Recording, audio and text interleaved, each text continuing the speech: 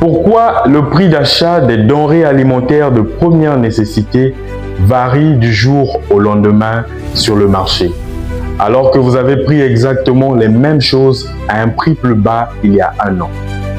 Mes chers compatriotes, aujourd'hui nous allons parler de l'inflation, un sujet capital qui préoccupe le quotidien de nos concitoyens.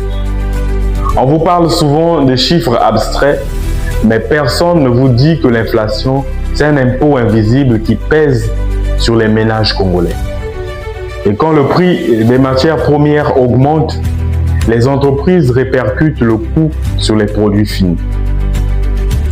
Lorsque vous partez au marché de Total à Brazzaville, par exemple, ou encore au marché de Fontiétier à Pointe-Noire, vous allez constater que les prix des denrées alimentaires de première nécessité ont simplement augmenté. C'est souvent le cas des aliments de base comme le manioc, le riz, l'huile végétale, le lait en poudre, la farine, le sucre, le sel, ainsi que les poissons de mer et les produits congelés.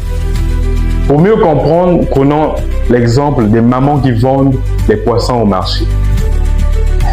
Elles ont remarqué que ces derniers temps, le transport de leurs poissons coûte plus cher, tout simplement à cause du prix de l'essence qui a augmenté à la pompe. Automatiquement, le poisson coûte plus cher au marché. Comme dit le président du parti Alliance, l'inflation n'est pas une fatalité. Il suffit tout simplement de baisser la TVA sur les biens essentiels, d'augmenter le salaire minimum, de miser sur la souveraineté énergétique et de privilégier la production locale. Et le problème sera réglé comme un coup de baguette magique. En faisant cela, on peut agir sur le pouvoir d'achat et le coût de production des marchandises. Alors, n'hésitez pas à écrire en commentaire vos suggestions à ce sujet. C'était là votre humble serviteur, Dieu Veille Bag.